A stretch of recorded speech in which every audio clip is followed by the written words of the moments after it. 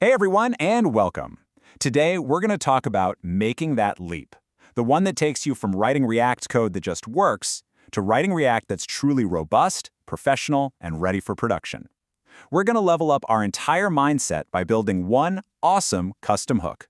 So let me just start by asking you a question, something that might even keep you up at night. Are your React components leaking memory? I ask because it's a super common problem that often hides in plain sight, especially when you start fetching data. You see, when it comes to grabbing data from an API, there are really two ways to go about it.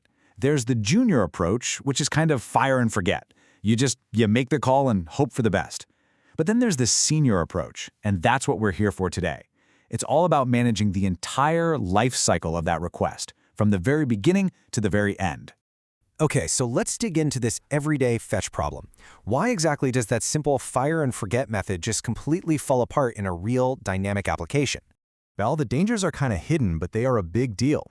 For example, what about showing a loading spinner? And what happens if the API call just fails? Do you have error handling? But here's the real kicker. What if the user clicks a link and navigates somewhere else before your fetch call comes back with data? Now you're trying to update a component that doesn't even exist anymore. And that, my friends, is a classic memory leak. So, how do we solve all of this? Well, the solution is actually pretty elegant. We're going to build a proper senior-level solution, a custom useFetch hook that just handles all this mess for us. At its heart, any data request really only has three states you need to worry about. First, is it loading? Second, did we get the data back successfully? And third, did something go wrong and we got an error? Our hook is going to manage all three of these for us perfectly. Now for the really fun part. Let's actually deconstruct this thing. Let's pop the hood and see exactly what makes this hook so powerful and so resilient.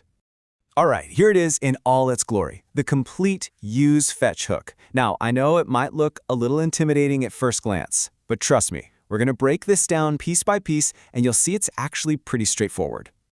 So, first things first, we got to set up our state.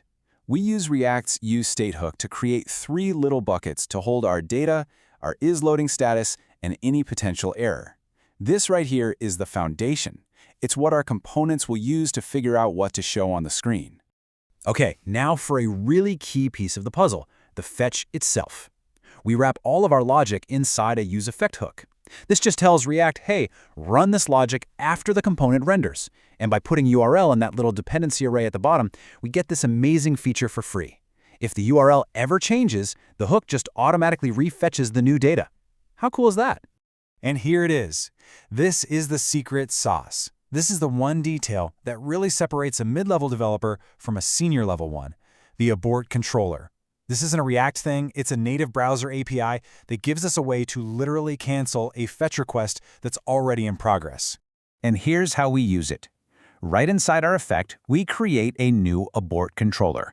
Then we take its signal property and we pass it right into the options of our fetch call. This basically creates a link, tying that controller to this one specific network request. Think of it this way. It's like sending a cancellation text to your Uber. If you've already walked away from the pickup spot, you don't want the driver showing up to an empty curb, right? The AbortController does the same thing. It tells our API call, hey, that component that asked for you, it's gone. You can stop now. Now, to handle every possible outcome, we wrap our fetch call in a try, catch, finally block.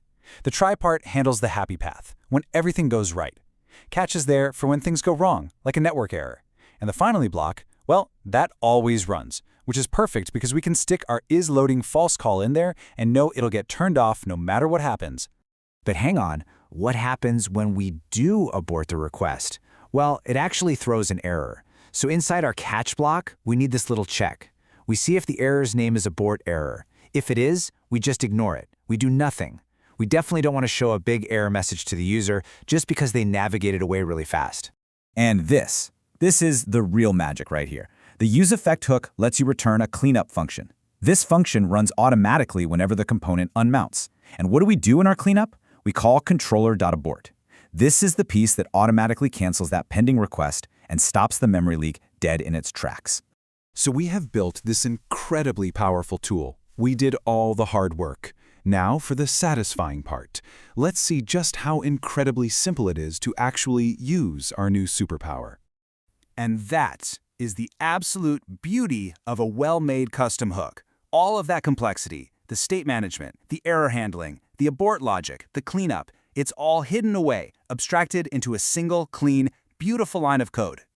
Just look at this. In your actual component, this is all you write. That's it. One line. You call useFetch, you give it a URL, and you get back everything you could possibly need. The data, the loading state, and any errors. It's just so clean. And using those values in your component is just as simple. Your rendering logic becomes so easy to read. Hey, if it's loading, show a loading message. If there's an error, show the error. Otherwise, you know you have the data and you can render it. All that messy logic is just gone from your component. Look, the big takeaway here isn't just this one specific useFetch hook. It's about a pattern. It's a way of thinking. It's about identifying complex, repeated logic, pulling it out, and creating these simple, reusable, and totally bulletproof APIs for the rest of your app to use. That is the real leap to senior-level thinking. So I'll leave you with a question to think about. Take a look at your own applications. What other common logic do you have lying around? Maybe it's for handling form state, or talking to local storage, or managing timers. What could you transform into its own awesome, reusable hook? Thanks for hanging out with me.